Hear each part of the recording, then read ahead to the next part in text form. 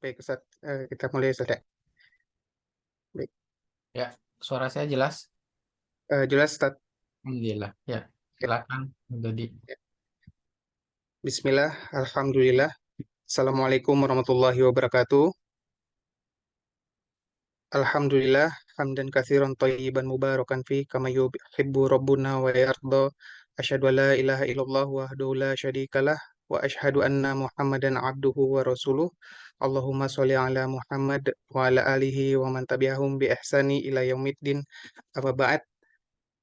Baik, puji syukur kehadirat Allah Subhanahu wa taala yang selalu memberikan rahmat dan karunia-Nya kepada kita semua sehingga pada malam hari ini kita dapat berkumpul kembali dalam kajian eh, berupa kajian umum mengenai terkait fikih muamalah, dan insya Allah akan dipaparkan oleh Ustadz kita yaitu Ustadz Afanduni Tarmizi Hafizahullah Ta'ala.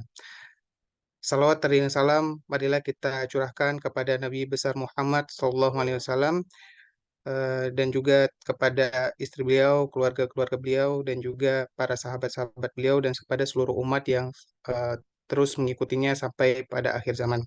Dan semoga kita semua termasuk ke dalam golongan mereka. Amin ya robbal alamin. Baik Bapak Ibu, saudara-saudari yang semoga dirahmati oleh Allah. Selamat datang kembali di kajian rutin fikih muamalah yang setiap 2 pekan sekali, di pekan kedua dan pekan keempat, yang diselenggarakan oleh Koperasi Konsumen Lariba Solusi Indonesia atau LSI, Lariba Consulting, dan juga eh, Flip Mengaji, dan juga Yayasan Yulbi Sadaqat. Yayasan Yulbi Sadaqat merupakan lembaga pengelolaan dan perhitungan zakat yang amanah serta profesional dengan Dewan Pembina yaitu Ustadz Erwandi Tarmizi Hafizahullah, dan juga ketua yayasan yaitu Ustadz kita pada malam hari ini yaitu Ustadz Irfanduni Tarmizi Hafizahullah. Baik, pada malam hari ini kita akan mengangkat tema yaitu mengenai hukum menjual barang di bawah harga pasaran.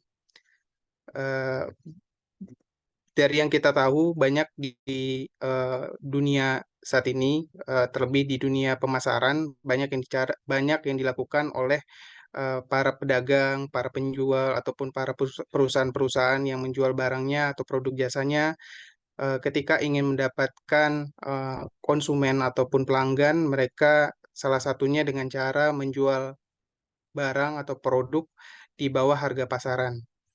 Lalu eh, harga pasaran ini di mana harga pasaran yang saat ini misalkan ada yang sudah ada yang harganya, tapi dari si penjual tersebut menjual dengan harga yang jauh di bawah harga pasar. Lalu apakah memang ada ulama yang melarang menjual barang di bawah harga pasaran?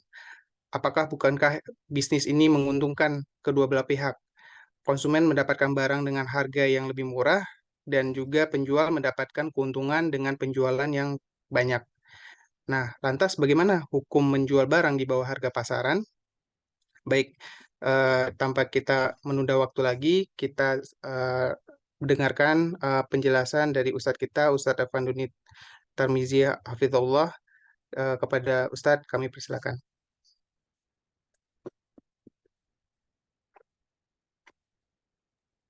Bismillahirrahmanirrahim. Assalamualaikum warahmatullahi wabarakatuh. Alhamdulillah, wassalatu wassalamu ala Rasulillah wa ala alihi wa sahbihi wa man wala wa ba'd. Eh, Bapak-bapak, ibu-ibu, kaum muslimin, kaum muslimat yang dirahmati oleh Allah Subhanahu wa taala. Kita kembali dalam kajian fikih muamalah secara online, yang mana pada malam ini kita akan bahas tema tentang hukum menjual barang di bawah harga pasar. Bagaimana pandangan Islam, yang mana pandangan Islam ini diwakili oleh para ulama, yang mana mereka beristihad dari yang mereka pahami dari dalil dari Al-Quran dan hadis Nabi SAW. Maka kita akan melihat pandangan-pandangan para ulama, akan kita sebutkan nantinya tentang hukum menjual barang di bawah harga pasar. Tapi kita lihat dulu fenomena kenapa para pedagang menjual barang mereka dengan harga jauh di harga bawah pasar.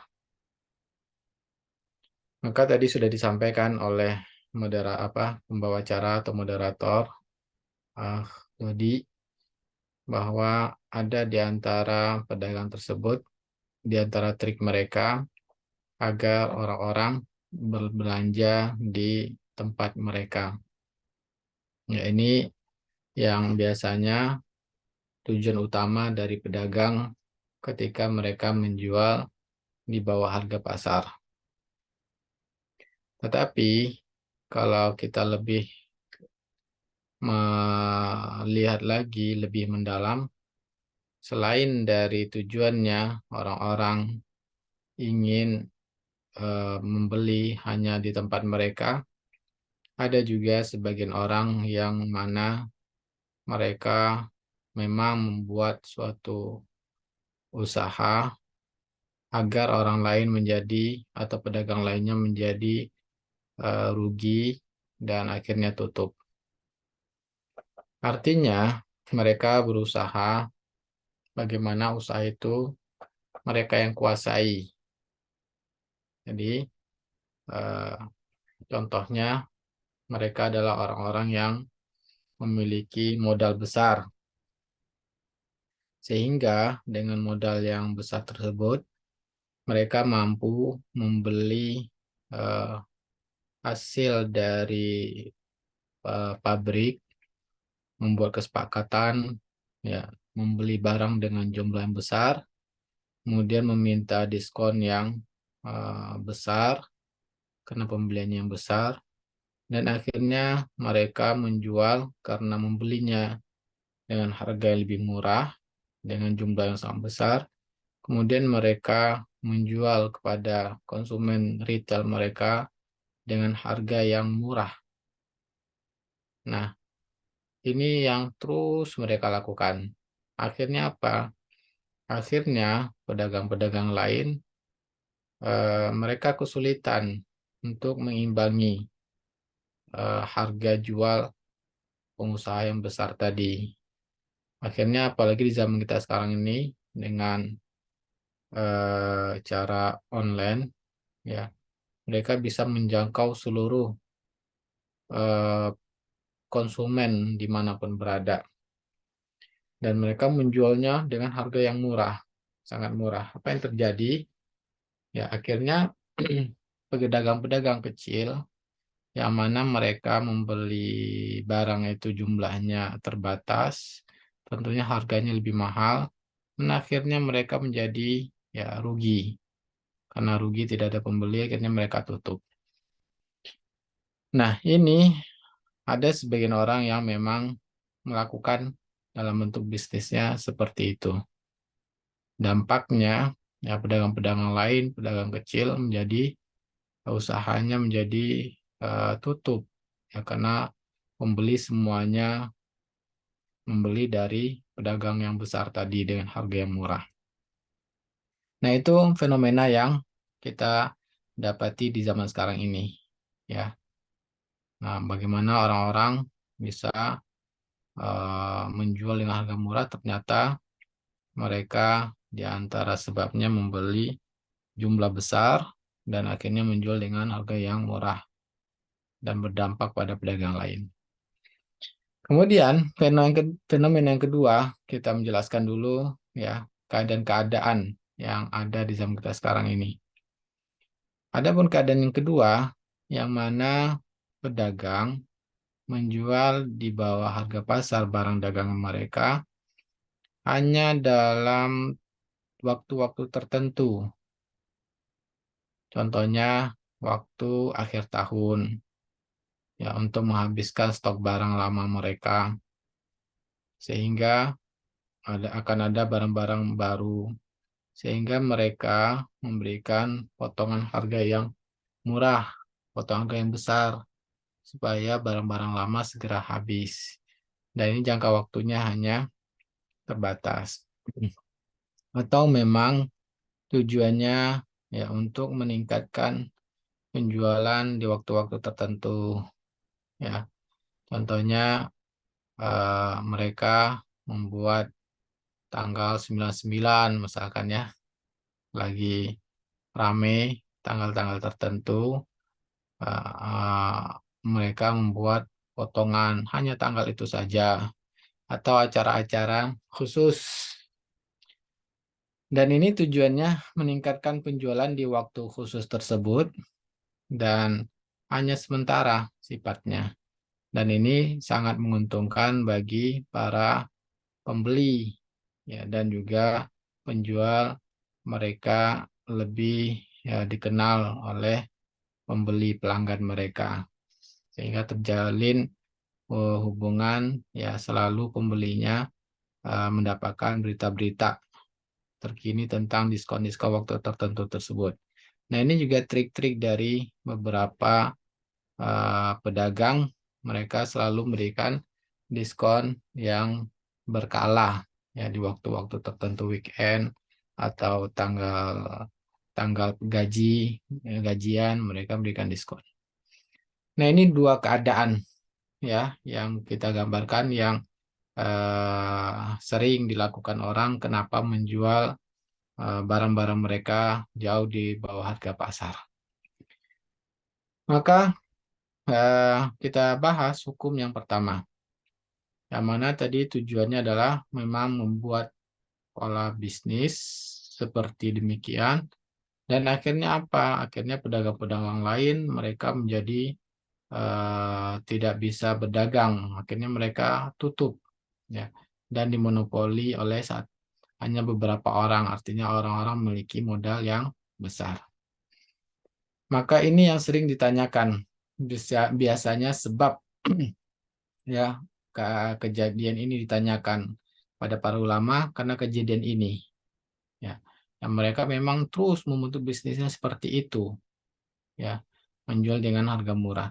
Maka para ulama menjawab bahwa di antaranya al-aslu fi tujar, pada asalnya para pedagang tersebut mereka dalam berdagang hendaknya tujuannya adalah karena Allah Subhanahu wa taala. Kemudian tujuan berdagang itu kenapa masuk karena Allah taala? Maksudnya karena Allah memerintahkan untuk mencari rezeki ya, dengan cara salah satunya dengan cara berdagang. Nah, Allah merintahkan maka niatkan karena Allah. Berarti hendaknya kalau niat karena Allah, maka juga di sana pasti selalu ada tujuan dalam syariat membantu sesama. Ya, dalam berdagang itu membantu sesama manusia dalam memenuhi kebutuhan mereka. Kemudian juga tidak dibolehkan ya para pedagang ini bersikap hal-hal yang merugikan orang lain. Dan Nabi SAW bersabda, at-tajirus saduqul amin man nabiyyin wa siddiqin wa syuhada. Pedagang yang jujur ya, jujur kepada Allah, jujur terhadap agama Islam, betul-betul niatnya untuk membuat kebaikan, dan al-amin yang bisa percaya, maka ini adalah dibangkitkan bersama para nabi. Dalam hadis ini, Nabi mengingatkan bahwa pedagang itu harus bersikap jujur, ya, tidak boleh berniat munafik, ya. Munafik itu artinya apa? Mereka dalam hati mereka ingin membuat kerusakan, tapi di mulut mereka seolah-olah mereka kelihatannya baik, tapi dalam hati mereka ingin menghancurkan orang lain. Dan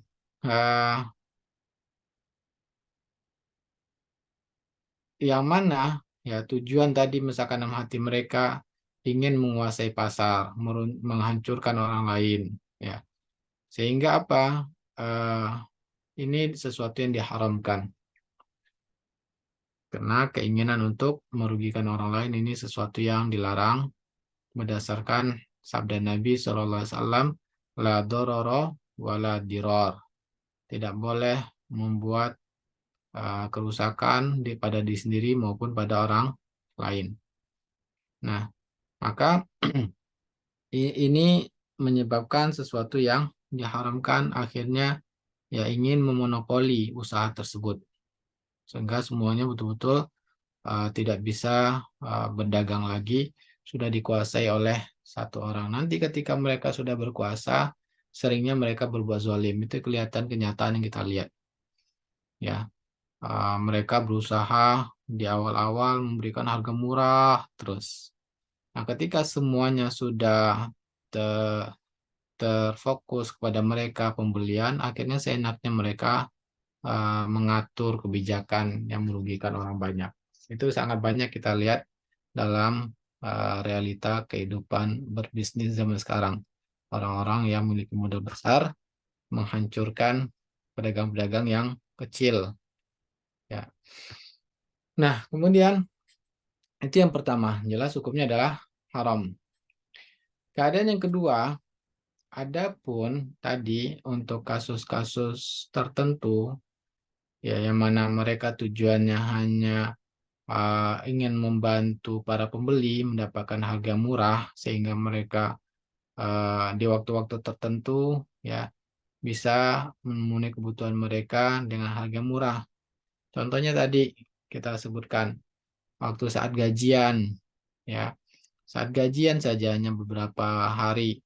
Nah, supaya orang-orang dengan gaji mereka tersebut cukup membeli barang yang lebih banyak dengan mengeluarkan uang sedikit, maka diberi kesempatan mereka untuk mendapatkan eh, apa namanya kebutuhan mereka di harga murah atau di akhir tahun ya di akhir tahun karena memang kebutuhan dari pedagangnya ingin mengganti barang-barang yang baru atau sudah yang mau kedaluarsa sehingga mereka ya barang-barang yang sudah mampir kedaluarsa mereka berikan harga khusus.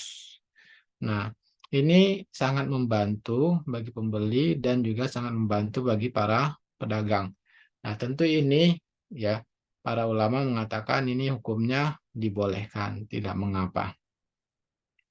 Nah, kemudian bagaimana seandainya eh, dia tidak ingin merusak pasar, tapi dia sering ya melakukannya itu sehingga banyak para pedagang yang komplain. Nah, ini pertengahan. Jadi kita sudah menyebutkan permasalahan yang pertama memang ingin memudaratkan, maka para ulama mengatakan itu haram. Keinginan yang kedua, keadaan kedua memang hanya waktu-waktu tertentu, maka para ulama membolehkan. Nah, sekarang yang sedang-sedang. Nah, biasanya sedang-sedang ini para ulama berbeda pendapat. Ya, yang sedang-sedang itu maksudnya apa? eh ya, mereka sering ya dalam menjual barangnya itu dengan harga murah di pasar misalkan. Sehingga pedagang-pedagang lain sering komplain. Nah, maka keadaan yang pertengahan ini terjadi perbedaan para ulama. Pendapat yang pertama mengatakan ya boleh saja seorang pedagang mereka menjual harganya di bawah harga pasaran atau lebih mahal dari harga pasar. Ya. Kenapa? Karena seorang tersebut dia memiliki hak ya penuh terhadap barang yang dimilikinya. Maka tidak ada orang lain yang boleh bertindak pada kepemilikan orang pedagang tersebut. Maka pedagang memiliki barang, dia bebas melakukan apapun pada barang dagangnya, mau menjual lebih mahal, mau menjual lebih murah, ya. Maka eh, tidak ada larangannya dalam syariat Islam. Inilah pendapat mayoritas para ulama. Ya, di antaranya ini yang diriwayatkan dari Imam Syafi'i. Dalil pendapat ini ya mengatakan bahwa boleh saja seorang menjual ya barangnya mau lebih murah, lebih mahal, maka dibebas berdasarkan riwayat yang diriwayatkan dari Umar. Beliau melewati ya Hatib bin Abi Balta'ah di pasar dekat tempat sholat.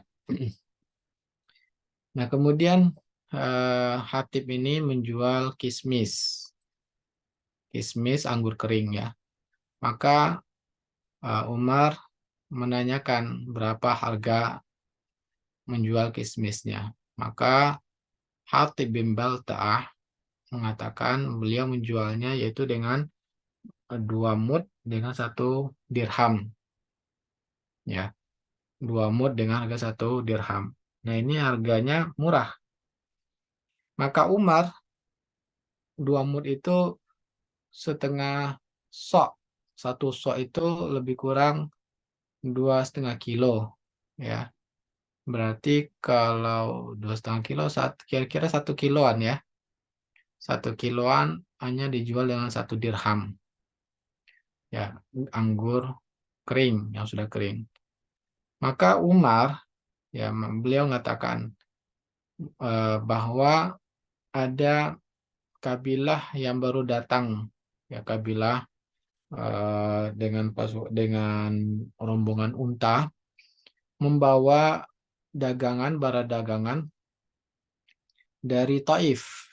Dagangannya itu adalah tadi anggur kering, zabib ya.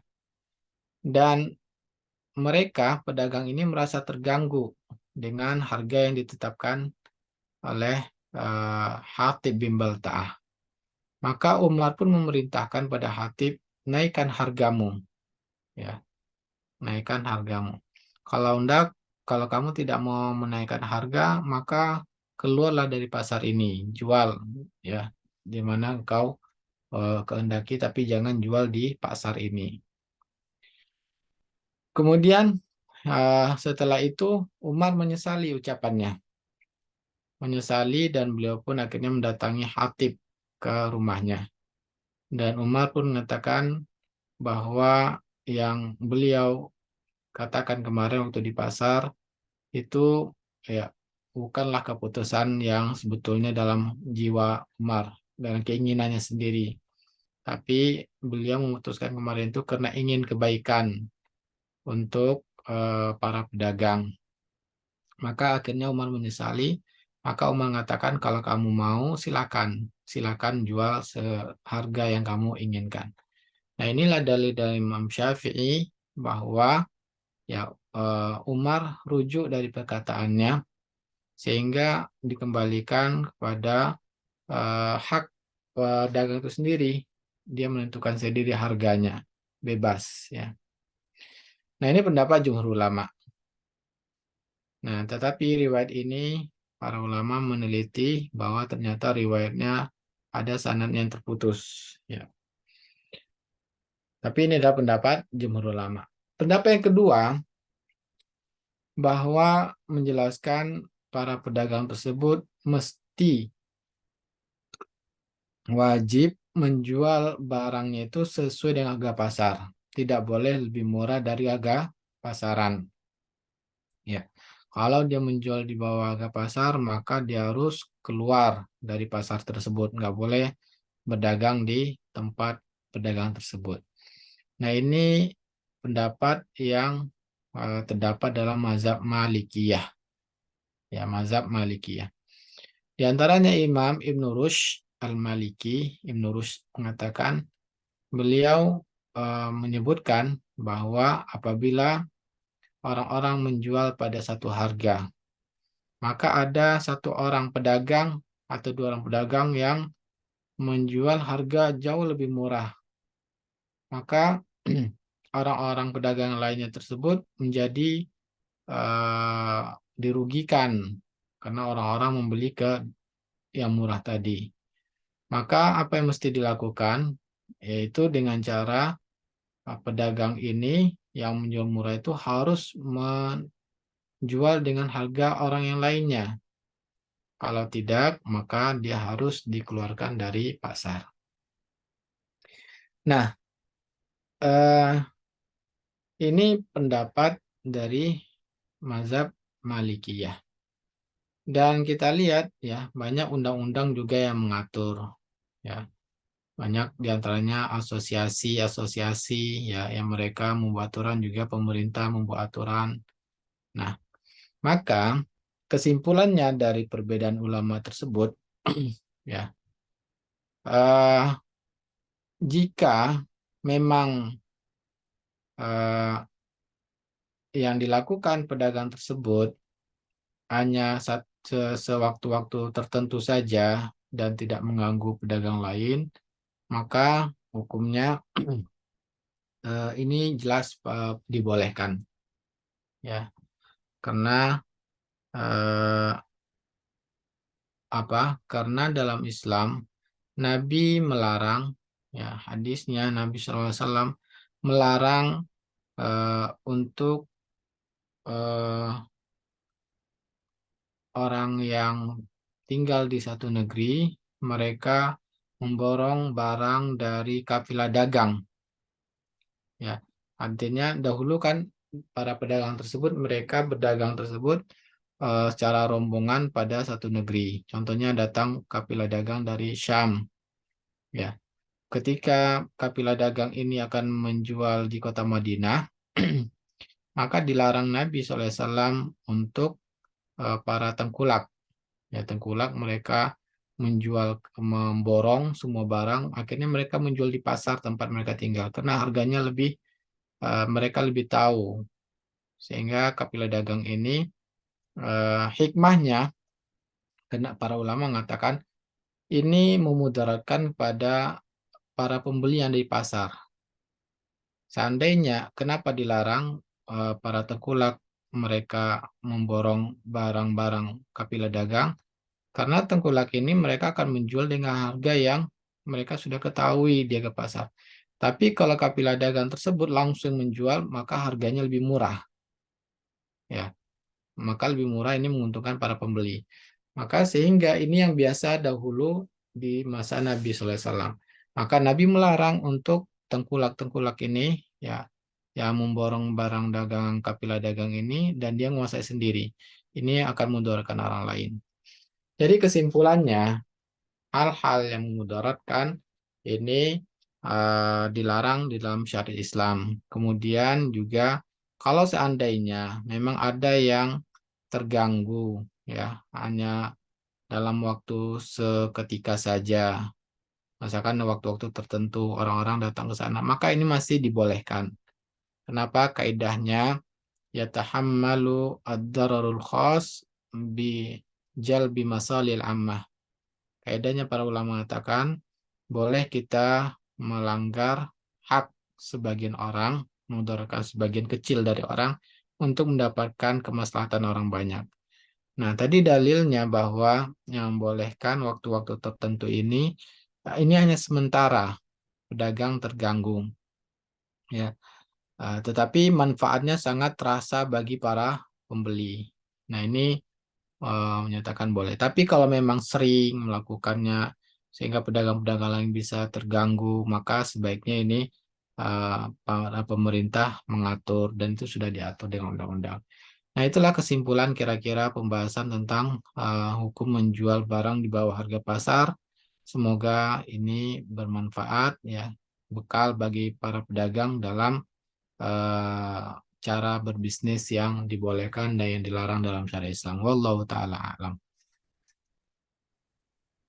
Baik, Masya Allah, jazakallah khairan Ustadz atas penjelasan mengenai hukum menjual barang di bawah harga pasaran. Baik, eh, Bapak Ibu ya, sekalian, saat ini kita akan membuka sesi tanya jawab. Jika Bapak Ibu ada yang ingin ditanyakan atau didiskusikan, silakan untuk bertanya langsung dengan cara raise hand. Nanti kami akan buka suaranya sehingga bisa bertanya langsung kepada Ustadz, ataupun juga dapat chat di kolom chat. Nanti tinggal diketik saja pertanyaannya, nanti akan kami bacakan. Namun kalau misalkan dibutuhkan untuk langsung bertanya nanti atau dijelaskan, nanti akan kami buka suaranya. Baik, sebelum sesi tanya jawab ini kami buka, terdapat beberapa hal yang perlu kami sampaikan dahulu. Yang pertama, mohon disebutkan nama dan asalnya dari mana. Yang kedua, kami prioritaskan yang raise hand terlebih dahulu, setelah itu yang bertanya di kolom chat. Dan untuk pertanyaannya disampaikan satu pertanyaan prioritas terlebih dahulu. Jika ingin bertanya lagi bisa raise hand kembali atau di kolom chat. Lalu jika ingin menyebutkan nama merek, lembaga atau nama fulan, mohon disebutkan inisialnya saja dan jangan menyebutkan langsung nama atau mereknya agar menjaga adab. Baik, untuk pertanyaan, insya Allah dapat sesuai dengan tema pada malam hari ini atau bisa seputar fikih muamalah lainnya. Baik, Bapak Ibu silakan. Mungkin yang pertama bisa dengan Pak Esa Praditya.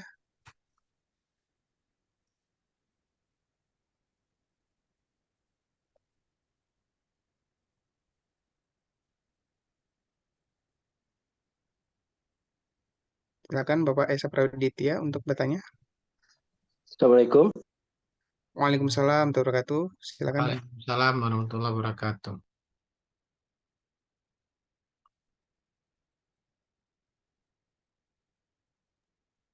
Ya, silakan Pak Esa.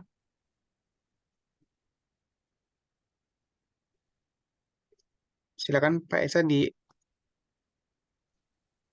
ya, asalnya dari mana Pak Esa? Silakan Oh Pak. ya, saya Esa dari Bandung. Ya, silakan Pak Esa.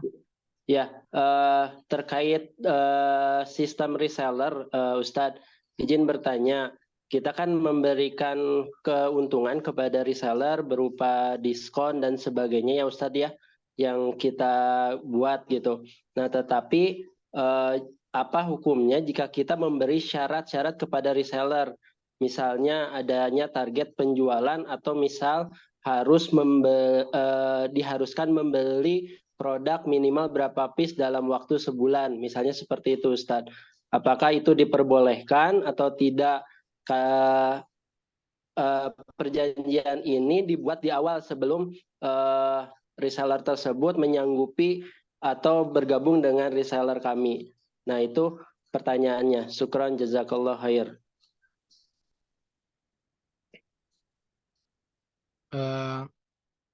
Ada uang pendaftaran jadi reseller nggak, Pak Esa?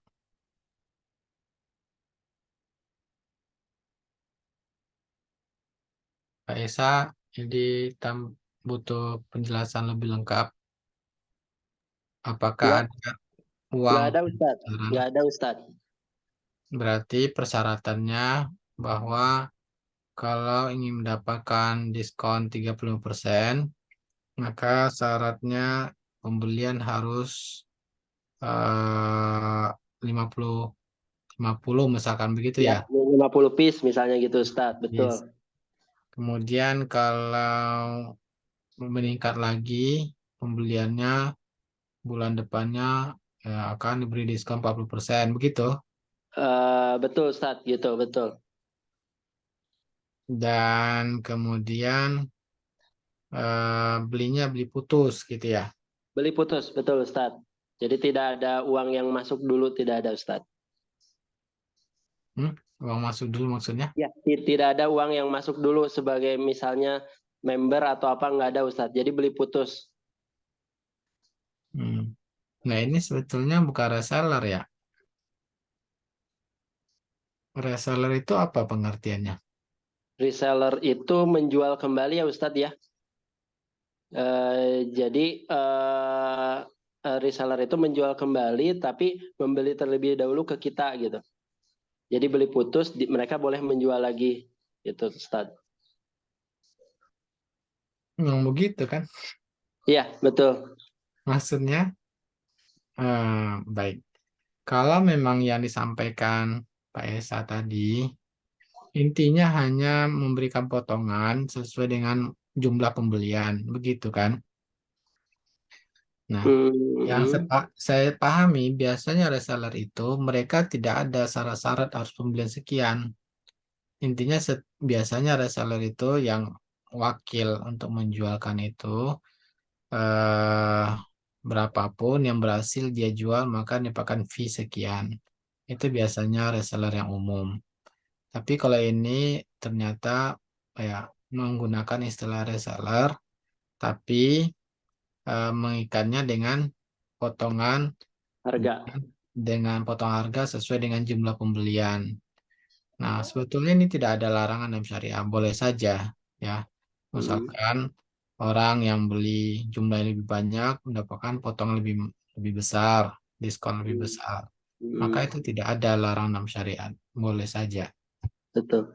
Ya, Nah, kalau terkait misalnya kita setiap produk baru itu harus membeli itu, apakah boleh nggak Ustadz ya? Memasukkan unsur itu Ustadz. kemudian prosesnya barang itu diserahkan kepada reseller tadi atau diserahkan langsung kepada konsumen, Ke reseller Ustadz, ke reseller tersebut. Kita kirimnya ke reseller.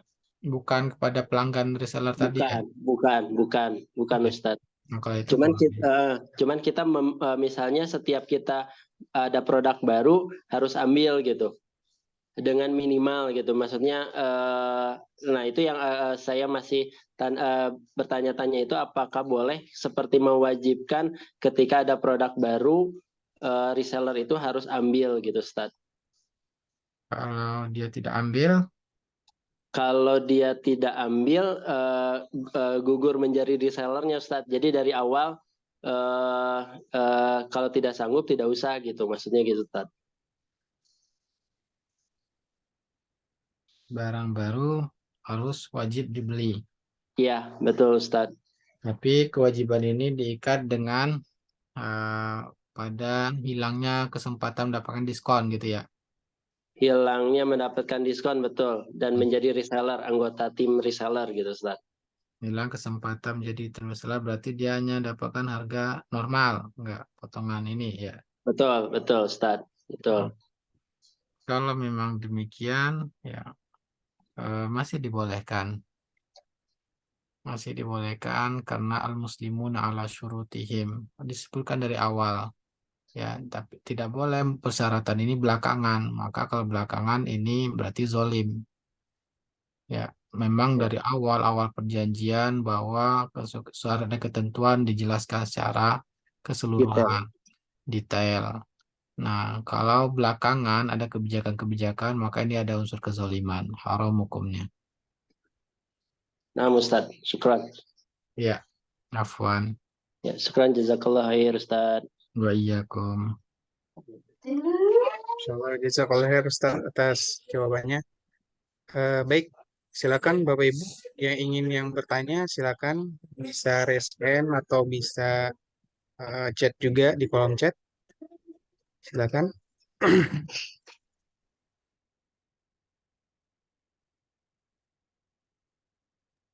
Ya, silakan Bapak Ibu. Atau mungkin saya boleh bertanya dulu Ustaz ya. Silakan. Ya, Ustaz. Nah, tadi kan kalau tujuannya menghancurkan pasar atau pesaing kan hukumnya haram ya Ustaz ya, betul ya Ustaz ya? Kalau tadi yang Iya, pertama ya. memang Nah, tujuannya itu atau berdampak kepada itu. Walaupun dia tidak ada tujuan, tapi memang berdampak pada baik. pedagang lain jadi tertutup, maka haram hukumnya. Karena dia memonopoli. Ya, Oke, Ustaz. Nah, Ustaz. Nah, kalau misalkan tujuannya kita untuk menghancurkan apa pasar yang batil gitu, Ustaz, gimana, Ustaz? Jadi kita ya anggaplah kita ingin menghancurkan yang apa pasaran yang tidak sesuai syariah gitu, Ustaz, kurang sesuai dengan syariah gitu, Ustaz. Dengan cara yang maksudnya kita mungkin salah satu marketing kita dengan cara yang insya Allah sesuai syariah juga, tapi mungkin dengan cara tadi ya ada penjualan mungkin harganya di bawah harga pasar gitu, Ustaz. Itu gimana, Ustaz? hmm, kasus secara ininya gimana? Kasus rinciannya. Contohnya Ya, seperti apa? ya misalnya kan kita sekarang saat ini ya maksudnya berikhtiar gitu satu agar apa ya misalkan sekarang di pasar konvensional kan cukup besar ya Ustaz ya. Misalkan di apa lembaga-lembaga konvensional gitu Ustaz, lembaga-lembaga ribawi. Nah, sekarang kita bersaing dengan lembaga ribawi tersebut ya kita dengan cara yang apa sesuai syariat tapi dengan tadi caranya menjual harganya di bawah harga pasar yang ada kan di harga konvensional kan biasanya ada harga pasaran juga Ustaz gitu Ustaz. Eh, Maksudnya lembaga keuangan konvensional maksudnya. Iya, betul, Ustaz. Misalkan Oh, seperti itu, Ustaz. misalkan lembaga keuangan konvensional dalam jual kreditnya mereka mahal, ya, dan mereka samping mahal mereka juga melakukan riba, gitu kan. Nah, boleh nggak kita sengaja, ya, menjual lebih murah dan kita cara syariat supaya yang konvensional yang riba ini mereka tutup usaha mereka, boleh atau tidak? Ya, eh,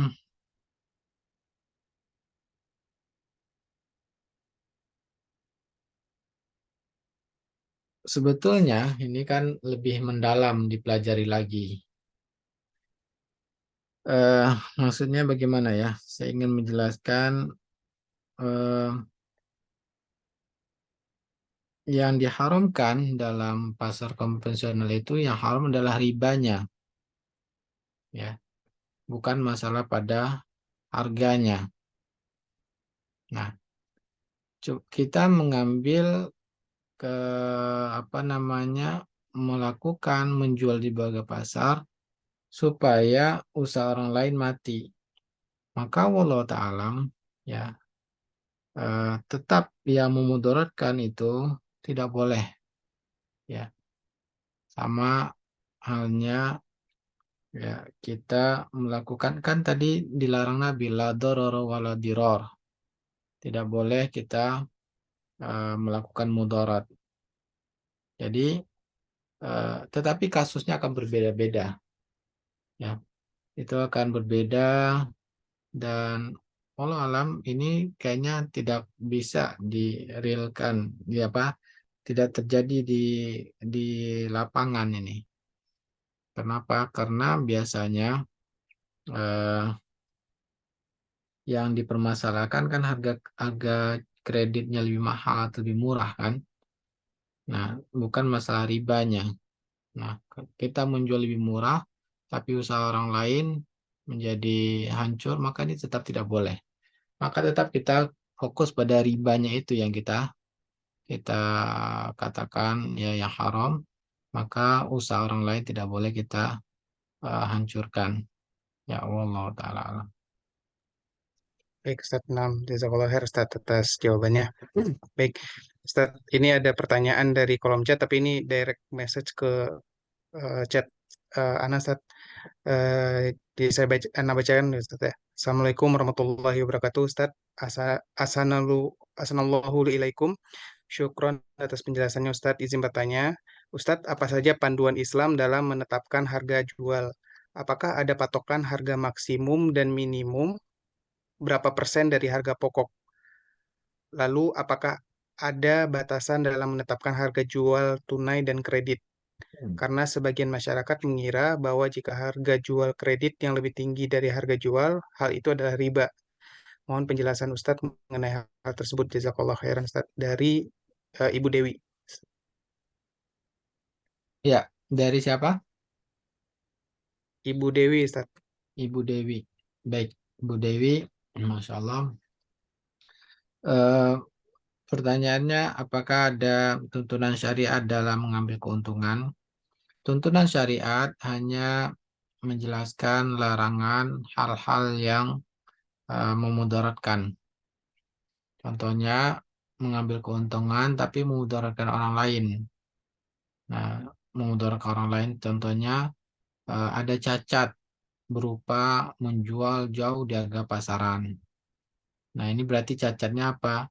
Cacatnya harganya terlalu mahal. Ketika si pembeli mengetahui harga pasaran, maka dia tidak rela mengeluarkan uangnya dengan mendapatkan barang yang didapatkan. Nah, berarti di sini ada cacat, tidak dijelaskan oleh si pedagang.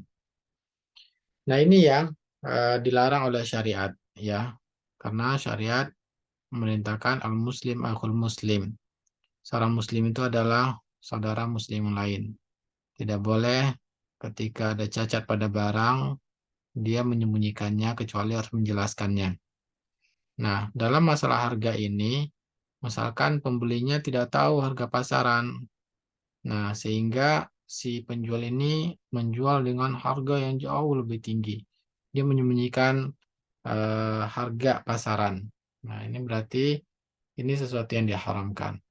Kalau tidak melakukan hal yang diharamkan ini, maka hukum asalnya dikembalikan kepada kebiasaan. Ya, artinya apa? Mengambil keuntungan itu ya ikutin saja pasarannya seperti apa. Biasanya sudah ada harga pasaran. Kalau makanannya ini, kalau makanan, ya, kalau buah-buahan berapa harga pasarannya keuntungan. Kita lihat saja pasarannya berapa. Kita ikuti saja itu. Ya. Kecuali kalau, nah itu kalau yang sudah ada harga pasaran. Kalau belum ada harga pasaran, maka hukumnya bebas kita menentukan berapa saja ambil keuntungan. Ya, maka contohnya barang-barang yang hasil penemuan baru kita. Jadi saya menjelaskan barang itu ada yang sudah harga pasarannya yang sudah umum, maka ikuti standar masyarakat karena dalam kaidah al-ada muhakkamah, kebiasaan masyarakat itu adalah suatu hukum. Ya, maka kalau kita melanggar jauh di atas harga pasar, nah berarti kita berdosa karena sudah harga pasar. Tapi barang yang kedua yang tidak ada harga pasaran, contohnya barang temuan baru, ya maka belum ada harga pasarannya baru kita yang membuatnya, maka bebas kita mengambil keuntungan sebesar-besarnya, ya maka tidak masalah. Nah itu yang terjadi di awal-awal, ya ketika eh, handphone baru keluar, apa yang terjadi? Harga apa namanya harga SIM card baru itu harganya dulu berapa? 300.000, ya kan? Iya, iya Ustaz. Itu sangat mahal. Nah, sekarang SIM card beli 5.000 sudah ada pulsa 10.000. Ya. Nah, artinya apa? Dulu waktu awal-awal belum ada harga pasarannya, nggak jelas, ya. Maka bebas dia mengambil keuntungan.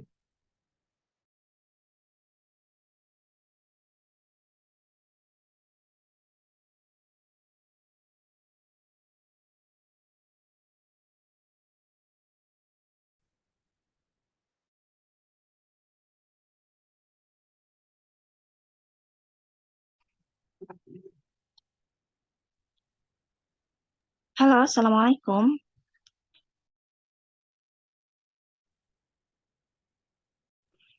Waalaikumsalam. Maaf, Ibu, sebelumnya tadi sempat terputus. Iya, eh, sempat sudah terputus tadi. penjelasan saya? Dengar Ustadz? Baik, Ibu. Baik. Iya, saya Nia Ustadz dari Bekasi, Ustadz. Tadi yang sebelum Ibu ya, apakah Hmm, tadi masih ada yang belum terjawab? Dodi, pertanyaan kedua tadi apa? Ustaz, bagaimana, apakah ada batasan dalam menetapkan harga jual tunai dan kredit? Gitu, Ya, Ustaz. tunai dan kredit. Tunai dan kredit em, tidak mengapa. Kredit lebih mahal, dibolehkan dalam syariat Islam. Ya, kenapa memang dari zaman dahulu kalau kredit itu lebih mahal? Karena Nabi pun pernah memakai hewan diganti kemudian ya nanti dengan harga dua hewan. Jadi pakai satu hewan diganti dengan dua hewan, tapi nanti bayarnya. Nah, jadi dari zaman dulu memang manusia melakukan kalau jual belinya tidak tunai itu lebih mahal. Nah, itu adalah bagian dari jual beli, ya jual beli tidak tunai dan memang hukum kebiasaan masyarakat lebih mahal, maka itu dibolehkan. Ya, tidak riba. Ya, riba itu adalah dalam akad utang piutang. Terima uang, bayarnya uang berlebih. Nah, itu yang riba. Tapi kalau ini keuntungan lebih mahal, lebih besar, bukan lebih besar, karena juga risikonya besar. Kredit itu risikonya besar, tapi harganya lebih mahal, iya. Dan lebih mahal dari tunai, itu memang dari dulu diterapkan masyarakat hukumnya boleh. Wallah ta'ala. Ya, Baik, Ustaz, jazakallahu khairan, Ustaz, atas jawabannya. Baik, silakan ibunya ingin bertanya. Assalamualaikum Ustadz. Waalaikumsalam warahmatullahi wabarakatuh. Ustadz, yang saya mau tanyakan adalah seperti ini Ustadz. Saya kan agen properti ya Ustadz ya. Fokus di real estate Ustadz. Nah, saya banyak kenal dengan developer-developer besar ya Ustadz ya. Gedung-gedung yang ratusan miliar. Nah, ada satu Ustadz pemilik gedung. Nah, jadi pemilik gedung itu, maaf sebelumnya saya akan jelaskan, pemilik gedung itu memiliki satu grup di WA ya Ustadz ya, di mana isinya itu para agen-agen Ustadz, agen-agen properti di seluruh Indonesia Ustadz ya. Dan si ownernya ini, developernya ini pernah menghubungi saya dan berkata seperti ini. Di grup tersebut kan ada ditulis umpama gedung A. Gedung A ini harganya 150 miliar seperti itu. Terus tiba-tiba dia menghubungi saya, Nia nanti kamu iklankan jangan 150 miliar, dibilang seperti itu. Iklankan aja 120 khusus kamu gitu. Nanti biar kalau kamu pasang iklan di portal iklan, orang nanyanya ke kamu, nggak ke yang lain. Padahal di grup tersebut dia kasih spesifikasinya jelas untuk semua ratusan agen itu 150 miliar. Nah, itu bagaimana Ustadz? Saya ngikutin dia atau bagaimana Ustadz?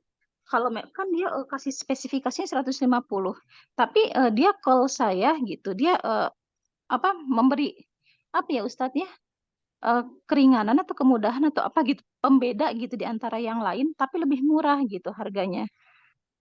Saya ikuti dia atau sesuai apa deskripsi aja biar saya sama dengan agen-agen yang lain karena agen-agen yang lain kan juga pasang iklan di portal berbayar tersebut nominalnya sesuai dengan yang diberikan oleh chat itu gitu. Tapi si ownernya bilang ke saya untuk memasang iklan yang lebih murah agar orang pada saat nanti iklan saya nampak di portal iklan itu nanyanya ke saya nggak ke agen yang lain. Itu bagaimana ya Ustadz? Saya ikuti atau menolak? Bagaimana Ustadz menurut antum? Ya, Syukran agen ini, Ustadz. ya, iya Ibu, Masya Allah. Terima kasih Ibu. Mungkin perlu ini lagi Bu ya, saya lebih mendalami. Dalam keagenan ini ada biaya Bu, Tidak ada Ustadz. murni yang Semua tidak ada. gratis. Dan semuanya transparan Ustadz. Umpama seperti ini. Untuk fee penjualan 3%, untuk fee sewa 5%, seperti itu. Itu diberitahu semuanya Ustadz gitu. Tapi ya tadi gitu, si mungkin karena ownernya atau developernya udah merasa dekat mungkin Ustadz ya gitu. Jadi dia kasih pengecualian itu. Tapi di hati saya kok kasihan kan yang lain juga kan pasang iklan berbayar, kok dibedakan gitu. Tapi si owner mengizinkan gitu. Itu bagaimana Ustaz? Hmm, Mhm. tapi tidak ada penjelasan lebih lanjut Bu ya, kenapa Ibu lebih ini tidak, enggak Ibu tanyakan. Saya Maksudnya, tanyakan, nah itu, Bapak kenapa kalau kenapa dikasih lebih murah gitu kan khusus untuk saya gitu. Dia ngomong seperti ini, karena saya lagi BU aja nih ya, dibilang gitu biar cepat laku, dibilang gitu. Tapi dia nggak sounding ke semua semua agen gitu. Atau ya kalau emang dia lagi butuh seharusnya deskripsi di apa di grup WA tersebut itu diubah dong gitu. Ini karena lagi umpama khusus bulan ini harganya segini gitu kan ya Ustadz ya. ya, Tapi dia nggak seperti itu gitu. kalau memang begitu Ibu, sebaiknya jangan Ibu ikuti. Kenapa? Karena dia berlaku tidak amanah, ya Iya. maksudnya karena dia sudah menyampaikan pada agen yang lain, ternyata dia menyelisihi peraturan yang dia bikin. Berarti kalau kita melakukannya, kita Mhm. membantu, ya, kita membantu dia dalam apa? Tidak menepati ucapannya sendiri.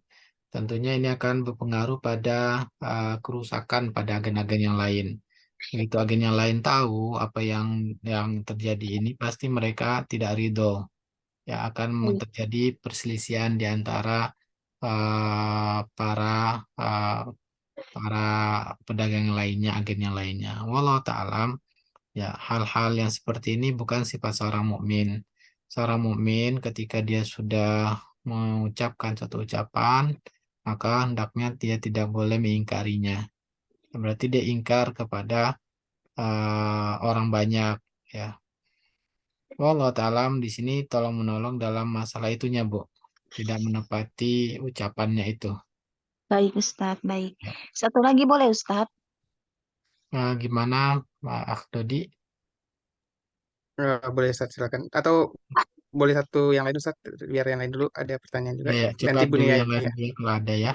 Ini. Ya Bu Baik, Nia. baik Ustaz. Syukran Ustaz Baik. ya. Ya. Assalamualaikum. Waalaikumsalam terkata. Waalaikumsalam warahmatullahi wabarakatuh. Baik Ustaz, jazakallah khairan atas jawabannya Ustaz. Ini ada juga pertanyaan dari kolom chat Ustaz. Namanya apa nggak ada Ustaz, namanya Galaxy Z Fold 4. Jadi bertanya bagaimana hukumnya apabila ada reseller yang secara kontrak hitam di atas putih wajib menjual di satu harga, tapi secara faktanya diizinkan juga untuk menjual di bawah harga pasar. Itu bagaimana hukumnya Ustaz? Hmm, tertulis hitam putih satu harga, tapi kemudian dia sendiri mengingkarinya. Dan itu semuanya ya, tidak ada pengecualian, tidak seperti kasus Bunia tadi ya. Dan kalau memang Iya, semuanya berlaku seperti itu, maka itu boleh saja. Ya. Kenapa? Karena dia yang memiliki barang, maka dia bebas ya untuk mengizinkan menjual di bawah, melanggar syarat yang dia bikin sendiri. Wallah alam. baik Ustaz, jazakallah khair. Baik, ada pertanyaan lagi Ustaz dari kolom chat. Dari Pak Haikal. Assalamualaikum warahmatullahi wabarakatuh. Afwan Ustadz mau bertanya, tapi agak kurang pas dengan materi. Saya dan istri ada toko yang mana menjual juga jasa seperti transfer, top up e-commerce, dan lain-lain.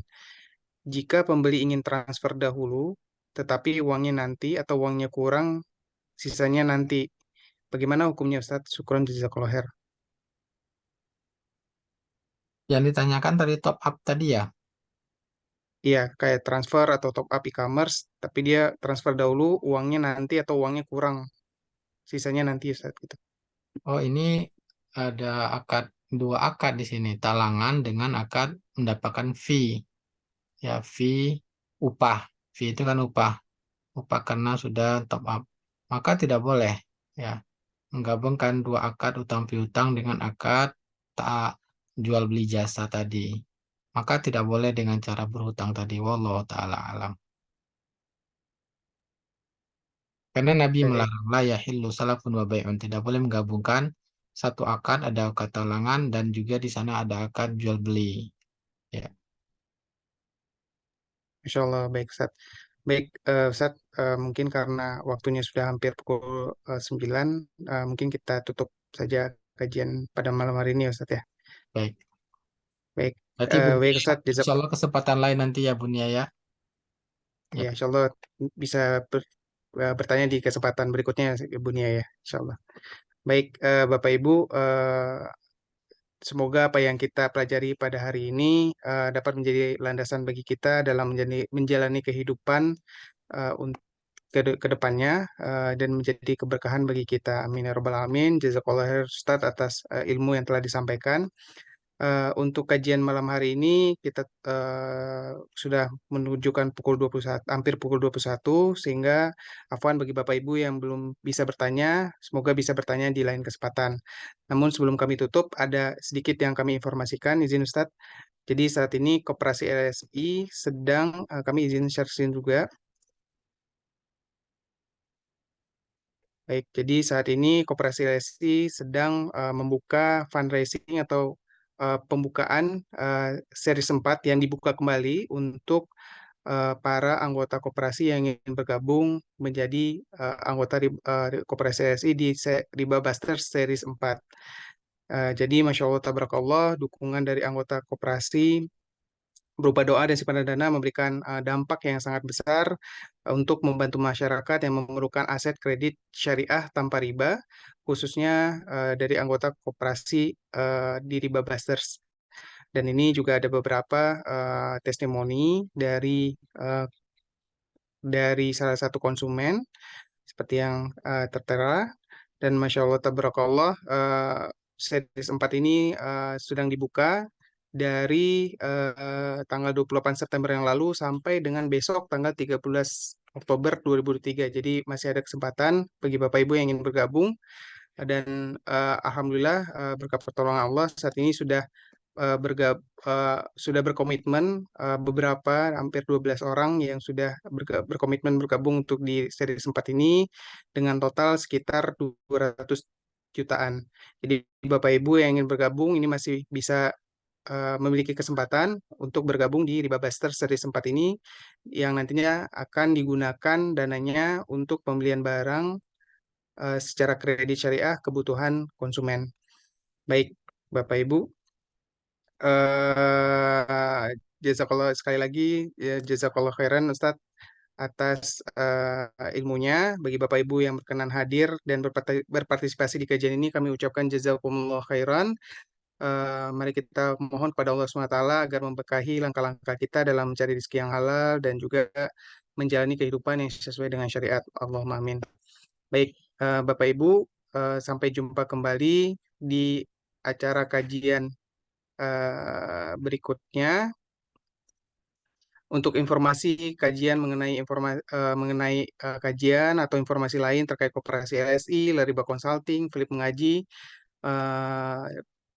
dan juga Yayasan Yurbi Sadaqat, insya Allah bisa langsung melihat di website atau media sosial masing-masing, seperti di Instagram, Facebook, LinkedIn, ataupun YouTube masing-masing. Baik, sekali lagi jazakallah khairan Ustaz. Baik Bapak Ibu, mari kita tutup majelis kita ini dengan membaca doa kafaratul majelis. Subhanakallahumma wa bihamdika asyhadu an la ilaha illa anta astaghfiruka wa atubu ilaik. Baik, kami tutup kajian pada malam hari ini. Assalamualaikum warahmatullahi wabarakatuh. Waalaikumsalam warahmatullahi wabarakatuh. Ya, syukran Ustaz.